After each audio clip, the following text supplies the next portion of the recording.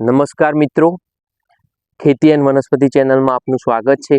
આજે આપણે વાત કરવાની છે કે મહોડાની જે ડોળ આવે છે, ડોળ ઘણા લોકો ડોળ પણ કહે છે અને ઘણા લોકો ડોળિયું પણ કહે છે।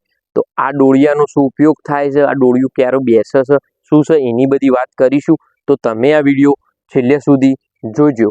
તો હવે મિત્રો આપણે વાત કરીએ કે આ તમને હું પહેલા મારો એકવાર મોવડો તમે ઘણા લોકોએ ઝાડ જોયું હશે, ઘણાએ નહીં જોયું હોય તો તમે એકવાર મારું મોવડાનું આ ઝાડ જોઈ લો। તો મિત્રો તમે જે રીતે આ વિડીયોમાં જોઈ રહ્યા છો એ રીતનું આ મોવડાનું ઝાડ હોય છે, બરોબર।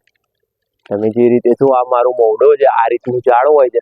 પછી જો આ ડોળ કે ડોળિયું જે કહું છું ને એ જો તમે આ વિડીયોમાં જોઈ શકો છો, આ રીતના ડોળ બેસા હોય છે, એનું ડોળિયું પણ ઘણા લોકો કહે છે, ડોળ પણ કહે છે। જો તમે આ જોઈ શકો છો, અહીંયા જો અહીંયા તમે નજીકથી આ બધું જોઈ શકો છો। તો આ રીતનું મતલબ મોવડાનું ઝાડ હોય છે અને જો આ એનું થક છે ને આ બધું છે, બરોબર। તો હવે આપણા ડોળિયાનો શું ફાયદો મિત્રો, હવે આપણા ડોળિયું ક્યારે બેસે તો મોવડો હોય એ ચૈત્ર મહિનો હોય એ વખત મોવડાને પહેલા ફૂલ આવતા હોય છે, બરોબર। એ ફૂલ આવે છે એના પછી એને આ ફળ આવે, એ ફૂલ બૂલ પતી જાય એના પછી આ ફળ આવે, એને ડોળિયું કહેવામાં આવે છે। અને આ ડોળિયું હોય છે મિત્રો, એ કેવું આવું કૂણું હોય છે પહેલા નાજુક, પછી જાણે આપણે અંદરથી છોલીને કાઢીએ એટલે એમાં સખત ગોટી ટાઈપનું તત્વ રહેલું હોય છે, બરોબર।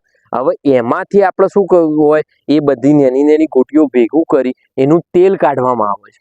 અને મિત્રો બીજી વાત કે એ તેલનો હવે આપણે વાત કરીએ કે શું ઉપયોગ થાય છે, તો એ તેલનો ઉપયોગ એવો છે કે એમાં ઘણા લોકો આ પહેલાં તો કેવું કે આદિવાસી લોકોમાં બહુ મોવડાને એવું થતું, ઝાડ જોવા મળતો તો એ લોકો ફૂલ પહેલાં વેચતા ને એવું કરતા, ડોળે વેચી અને પછી એનું તેલ કાઢીને ખાવામાં પણ યુઝ કરતા। પણ આનું તેલ ખાસ કરીને માલિશ ને એ બધા કરવામાં મદદરૂપ થાય છે કે આ તેલ તમે માલિશ કરો શરીર માટે તો સારું ગણાય છે અને તમને તાકાત પ્રોવાઈડ કરે છે। પછી બીજી વાત કે જે તમને સાંધાઓ દુખતા હોય શરીરમાં, આ તે થતું હોય તો પણ આનું તેલ બહુ ખૂબ કારગર ગણવામાં આવે છે।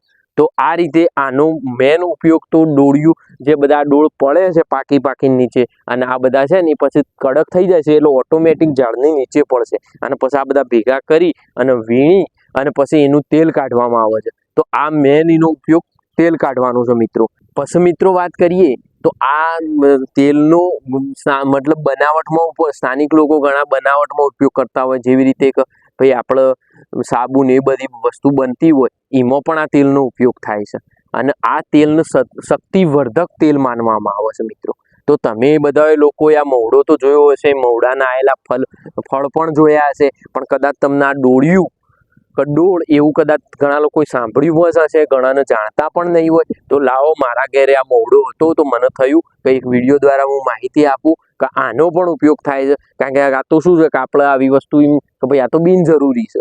અને આજ કેવું હોય કે મવડાને તો આ રીતે વાંદરા કે એવા જે આવે ઉપર બેસીના ડોળો એ પણ ખાતા હોઈએ છે, તો આપણે તો ખાસ ઉપયોગમાં એ રીતે આપણે એનું ગણતા જ નહીં હોતા, પણ એમ કે આ રીતનું એનો ઉપયોગ થાય છે। તો મિત્રો આ આપણે જોયા એ ડોળ કે ડોળિયાના ફાયદા જોયા છે મિત્રો। તો તમને આ વિડીયો કેવો લાગ્યો?